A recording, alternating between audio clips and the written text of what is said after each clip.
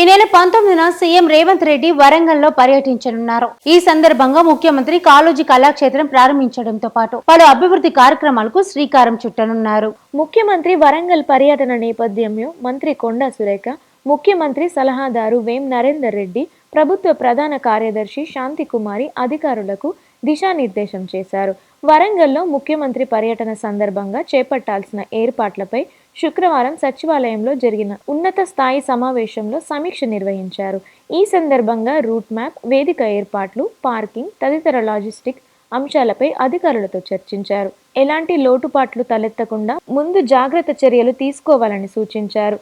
మహిళలు ఎక్కువ దూరం నడవకుండా పక్కాగా పార్కింగ్ ఏర్పాట్లు చేయాలని మంత్రి కొండా సురేఖ కోరారు. ముఖ్యమంత్రి సలహాదారు వేం నరేందర్ రెడ్డి మాట్లాడుతూ, మహిళలు, చిన్నారుల సంక్షేమానికి కాంగ్రెస్ ప్రభుత్వం గత ఏడాది కాలంలో చేపట్టిన అభివృద్ధి కార్యక్రమాలను ప్రజలకు విజువల్స్ ద్వారా అవగాహన కల్పించాలని సూచించారు. 19న వరంగల్లో జరగనున్న ముఖ్యమంత్రి పర్యటన ప్రజాపాలన విజయోత్సవ సభ గురించి ప్రింట్, ఎలక్ట్రానిక్, సోషల్ మీడియా ద్వారా విస్తృతంగా ప్రచారం నిర్వహించాలని కోరారు. ఏడాది కాలంలో తెలంగాణను దేశంలోనే రోల్ మోడల్ గా నిలిపారని, ముఖ్యమంత్రి రేవంత్ రెడ్డి కృషి చేస్తున్నారని తెలిపారు. ఇందుకోసం తెలంగాణ వ్యాప్తంగా వేలాది కోట్ల రూపాయలలో చేపట్టిన అభివృద్ధి పనులే నిదర్శనమని చెప్పారు.